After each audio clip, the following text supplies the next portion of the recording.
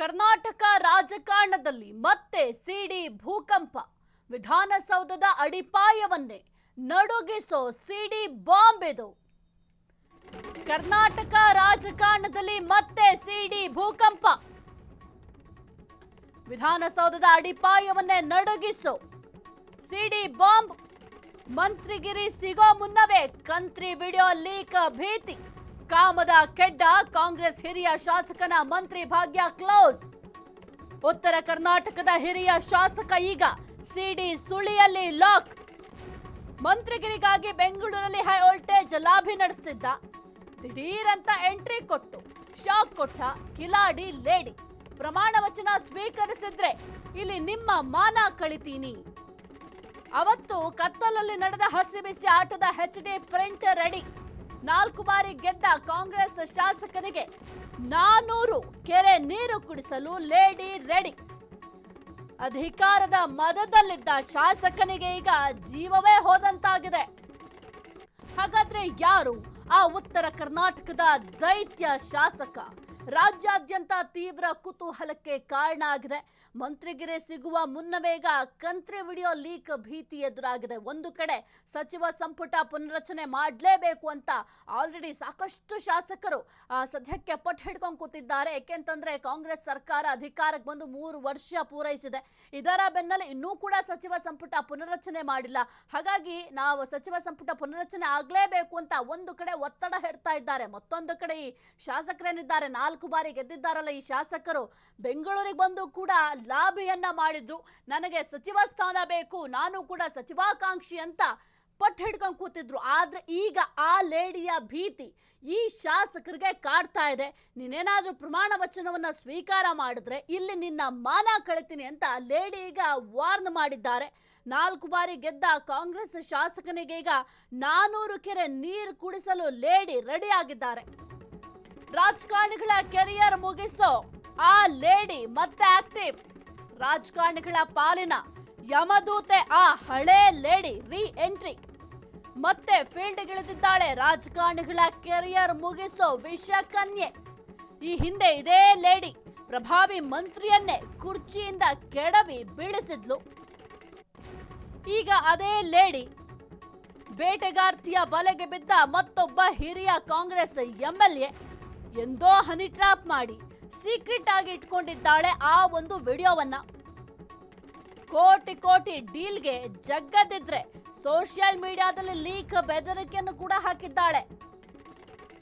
ಇನ್ನು black mail ಕಾಟವನ್ನ ತಾಳಲಾರದೆ ಹಿರಿಯ ಶಾಸಕ ಈಗ ಅಂಡರ್ಗ್ರೌಂಡ್ ಸೇರಿದ್ದಾರಾ ಎಂಬ ಪ್ರಶ್ನೆ ಮೂಡ್ತಾ ಇದೆ. ಇನ್ನು ಶಾಸಕನನ್ನ ಮುಗಿಸಲು ರಾಜಕೀಯ ವಿರೋಧಿಗಳೇ ಆಕೆಯನ್ನ ಫೀಲ್ಡ್ಗಿಳಿಸಿದ್ದಾರೆ ಅಂತ ಮತ್ತೊಂದು ಕಡೆ ಚರ್ಚೆ ಆಗ್ತಾ ಇದೆ. ಇನ್ನು ರಾಜಕಾರಣಿಗಳ ಕೆರಿಯರ್ ಮುಗಿಸೋ ಆ ಲೇಡಿ ಈಗ ಮತ್ತೆ ಆಕ್ಟಿವ್ ಆಗಿದ್ದಾರೆ. ಹಿಂದೆ ಕೂಡ ಇದೇ ರೀತಿ ಒಂದು ಪ್ರಕರಣದಲ್ಲಿ ಆ ಲೇಡಿಯ ಹೆಸರು ಕೇಳ ಬಂದಿತ್ತು. ಜೊತೆಗೆ ಆ ಒಬ್ಬ ಲೇಡಿಯಿಂದ ಒಬ್ಬ ಮಂತ್ರಿಯೇ ತನ್ನ ಕುರ್ಚಿಯನ್ನ ಕಳೆದುಕೊಳ್ಬೇಕಾಯ್ತು. ಈಗ ಮತ್ತೆ ಅದೇ ಲೇಡಿ ಆಕ್ಟಿವ್ ಆಗಿದ್ದಾರೆ. ಅದೇ ಲೇಡಿಯ ಬಲೆಗೆ ಈಗ ಹಿರಿಯ ಶಾಸಕರು ಬಿದ್ದಿದ್ದಾರೆ. ಇನ್ನು ಕೋಟಿ ಡೀಲ್ಗೆ ಏನಾದ್ರೂ ಒಪ್ಕೊಂಡಿಲ್ಲ ಈ ಶಾಸಕರು ಅಂತ ಅಂದ್ರೆ ಸೋಷಿಯಲ್ ಮೀಡಿಯಾದಲ್ಲಿ ಆ ಒಂದು ವಿಡಿಯೋ ಏನಿದೆ, ಆ ಒಂದು ವಿಡಿಯೋವನ್ನ ಹರಿಬಿಡ್ತೀವಿ ಎಂಬ ಬೆದರಿಕೆಯನ್ನು ಕೂಡ ಸದ್ಯಕ್ಕೆ ಆ ಲೇಡಿ ಹಾಕಿದ್ದಾಳೆ. ಯಾವತ್ತೋ ಹನಿ ಟ್ರಾಪ್ ಮಾಡಿದಂತಹ ವಿಡಿಯೋವನ್ನ ಸೇಫ್ ಆಗಿ ಇಟ್ಕೊಂಡಿದ್ದಾಳೆ. ಆ ಒಂದು ವಿಡಿಯೋವನ್ನ ಮುಂದಿಟ್ಟು ಈಗ ಡಿಮ್ಯಾಂಡ್ ಮಾಡ್ತಾ ಇದ್ದಾಳೆ. ಕೋಟಿ ಹಣ ಬೇಕು, ನೀನ್ ಹಣ ಕೊಡ್ತೀಯೋ ಅಥವಾ ಈ ಒಂದು ವಿಡಿಯೋವನ್ನ ಸೋಷಿಯಲ್ ಮೀಡಿಯಾದಲ್ಲಿ ಲೀಕ್ ಮಾಡ್ಲೋ ಅಂತ ಈಗ ಶಾಸಕರಿಗೆ ಬೆದರಿಕೆ ಹಾಕಿರೋದ್ರಿಂದ ಶಾಸಕರಿಗೆ ಢವ ಶುರುವಾಗಿದೆ. ನೀವು ಶಾಸಕ ಸ್ಥಾನಕ್ಕೆ ಏನಕ್ಕೆ ಬರ್ತೀರಾ? ನಾಚಿಕೆ ಆಗ್ಬೇಕು ಇಂತಹ ಶಾಸಕರುಗಳಿಗೆ. ಯಾರೋ ಒಬ್ರು ಲೇಡಿ ಹನಿ ಟ್ರಾಪ್ ಮಾಡ್ತಾರಂತೆ, ಆ ಒಂದು ಹನಿ ಟ್ರಾಪ್ ಕೆಡ್ಡಾಗೆ ನೀವು ಬೀಳೋದಂತೆ. ಅದೇ ಅಭಿವೃದ್ಧಿ ಕೆಲಸಗಳನ್ನ ಮಾಡಿ ಅಂದ್ರೆ ನಿಮ್ ಕೈಲಿ ಆಗೋದಿಲ್ಲ. ಲೇಡಿ ಹಿಂದೆ ಹೋಗುವಂತ ಅನಿವಾರ್ಯತೆ ಏನಿತ್ತು ನಿಮ್ಗೆ? ಅಭಿವೃದ್ಧಿ ಕೆಲಸ ಮಾಡ್ಲಿಕ್ಕೆ ಮಾತ್ರ ನಿಮ್ ಕೈಲಿ ಆಗೋದಿಲ್ಲ, ಈ ಕೆಲಸಗಳೆಲ್ಲ ಮಾಡ್ಲಿಕ್ಕೆ ತುಂಬಾ ಚೆನ್ನಾಗಾಗತ್ತಾ?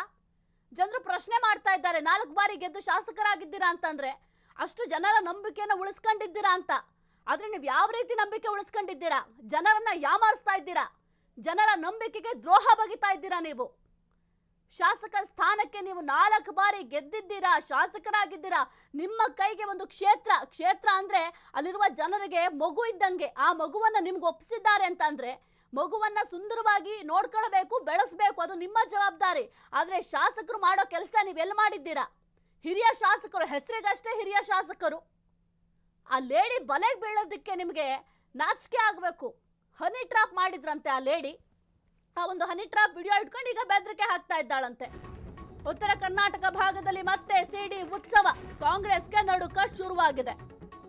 ಸಂಪುಟ ಪುನರ್ರಚನೆ ಹೊತ್ತಲ್ಲೇ ಬಾಂಬ್ ಹಾರಿಸಲು ಗ್ಯಾಂಗ್ ರೆಡಿ. ಶಾಸಕನನ್ನ ಮುಗಿಸಲು ವಿರೋಧಿಗಳೇ ಆಕೆಯನ್ನ ಫೀಲ್ಡ್ಗಿಳಿಸಿದ್ರ. ಖಾದಿ ಬಟ್ಟೆಯ ಹಿಂದೆ ಅಡಗಿದ್ಯಾ ಕಾಮ ಪಿಶಾಚಿಯ ಅಸಲಿ ಆಟ ಬಯಲು. ಹೈಕಮಾಂಡ್ ಕೈ ಸೇರ್ಲಿದ್ಯಾ ಶಾಸಕನ ಲೈಂಗಿಕ ಹಗರಣದ ಕಂಪ್ಲೀಟ್ ರಿಪೋರ್ಟ್. ಹಾಗಾದ್ರೆ ಯಾವ ಕ್ಷಣದಲ್ಲಾದ್ರೂ ಸ್ಫೋಟಗೊಳ್ಳಬಹುದು ಆ ಅಟಾಮಿಕ್ ಬಾಂಬ್. ಅವತ್ತು ರೂಮ್ನಲ್ಲಿ ಆದಂಥ ಕೆಲವೊಂದಿಷ್ಟು ಏನು ಲೈಂಗಿಕ ಸಂಪರ್ಕವನ್ನ ಬೆಳೆಸಿದ್ರು, ಅದನ್ನ ವಿಡಿಯೋ ಮಾಡಿ ಇಟ್ಕೊಂಡಿದ್ದಾಳೆ ಈ ಲೇಡಿ. ಆ ಒಂದು ವಿಡಿಯೋವನ್ನ ಮುಂದಿಟ್ಟು ಈಗ ಬೆದರಿಕೆ ಹಾಕ್ತಿದ್ದಾಳೆ. ನೀನೇನಾದ್ರೂ ಈ ಒಂದು ಪದಗ್ರಹಣವನ್ನ ಸ್ವೀಕಾರ ಮಾಡಿದ್ರೆ ಆಗ ಈ ಒಂದು ವಿಡಿಯೋವನ್ನ ಹರಿಬಿಡ್ತೀನಿ, ಜೊತೆಗೆ ಕೋಟಿ ಕೋಟಿ ಹಣವನ್ನ ನೀನು ನನಗೆ ಒಪ್ಪಿಸ್ಬೇಕು, ಇಲ್ಲ ಅಂತಂದ್ರೆ ಸೋಷಿಯಲ್ ಮೀಡಿಯಾದಲ್ಲಿ ಎಲ್ಲಾ ಕಡೆಯೂ ಕೂಡ ಈ ಒಂದು ವಿಡಿಯೋ ಹರಿದಾಡುತ್ತೆ ಅಂತ ಬೆದರಿಕೆ ಹಾಕಿದ್ದಾರಂತೆ. ಆ ಒಂದು ಬೆದರಿಕೆಯಿಂದ ಸೈಲೆಂಟ್ ಆಗಿದ್ದಾರೆ ಶಾಸಕರು. ಯಾಕಂದ್ರೆ ಭಯ ಶುರುವಾಗಿದೆ. ಒಂದು ಕಡೆ ಸಚಿವ ಸಂಪುಟ ಪುನರ್ರಚನೆಗೆ ಸಕಲ ರೀತಿಯಲ್ಲೂ ಕೂಡ ಸಿದ್ಧತೆ ಮಾಡ್ಕೊಳ್ತಾ ಇದ್ದಾರೆ. ಮತ್ತೊಂದು ಕಡೆ ಇವರು ಕೂಡ ಹೋಗಿ ಲಾಭಿಯನ್ನ ಮಾಡಿದ್ರು. ಈ ಒಂದು ರಿಪೋರ್ಟ್ ಏನಿದೆ, ಈತನ ಬಂಡವಾಳದ ರಿಪೋರ್ಟ್ ಹೈಕಮಾಂಡ್ ಕೈ ಸೇರಿದ್ರೆ ಏನಾಗತ್ತೆ? ಈತನ ರಾಜಕೀಯ ಭವಿಷ್ಯ ಹಾಳಾಗತ್ತೆ, ಜನರು ಇಟ್ಟಿದ್ದಂತಹ ನಂಬಿಕೆ ಹಾಳಾಗತ್ತೆ, ಜನ ವಿರೋಧಿ ಆಗ್ತಾನೆ. ಆಗ ಮತ್ತೊಮ್ಮೆ ಎಲೆಕ್ಷನ್ಗೆ ನಿಂತರೂ ಕೂಡ ಗೆಲ್ಲೋದು ಬಹುತೇಕ ಡೌಟ್. ಒಮ್ಮೆ ಜನರ ವಿಶ್ವಾಸ ನಂಬಿಕೆಯನ್ನ ಕಳ್ಕೊಂಡ್ರೆ ಮತ್ತೆ ಅಂತವ್ರನ್ನ ಶಾಸಕರು ಮಾಡೋದಿಲ್ಲ ಜನರು.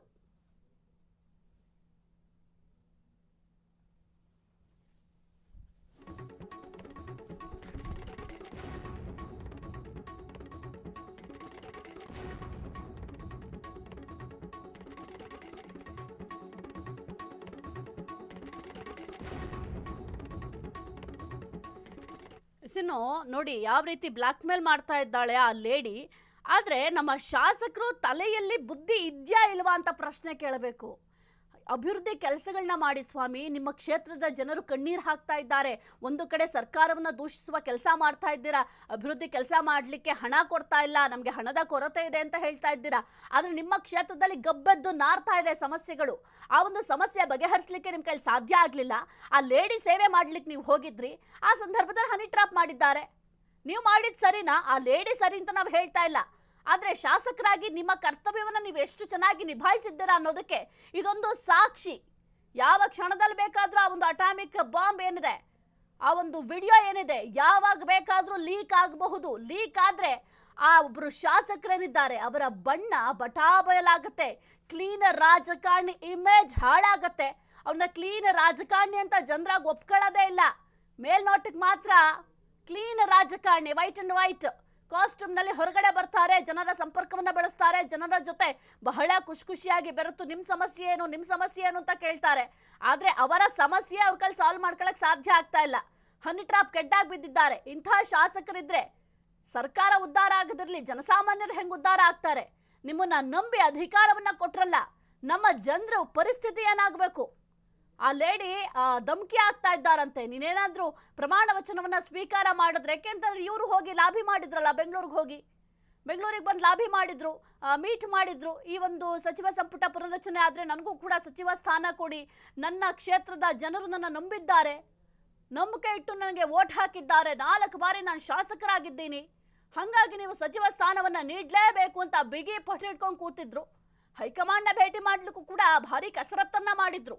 ಆದ್ರೆ ಈಗ ಈ ಒಂದು ಏನಿದಾವೆ ವಿಡಿಯೋ ವಿಚಾರ ಆಗಿರಬಹುದು, ಅಥವಾ ಈ ಒಂದು ಕ್ಷೇತ್ರದಲ್ಲಿ ಎಷ್ಟೆಲ್ಲ ನೀವು ಜವಾಬ್ದಾರಿಯುತವಾಗಿ ಕೆಲಸಗಳನ್ನ ಮಾಡಿದ್ದೀರಾ, ಆ ಲೇಡಿ ವಿಚಾರ, ಅದೆಲ್ಲದರ ರಿಪೋರ್ಟ್ ಹೈಕಮಾಂಡ್ ಕೈ ಸೇರಿದ್ರೆ ಸಚಿವ ಸ್ಥಾನ ಇರಲಿ, ನಿಮ್ಮ ಸ್ಥಾನವನ್ನ, ರಾಜಕೀಯ ಭವಿಷ್ಯವನ್ನ ಉಳಿಸ್ಕೊಳ್ಳೋದೇ ಬಹಳ ಕಷ್ಟ.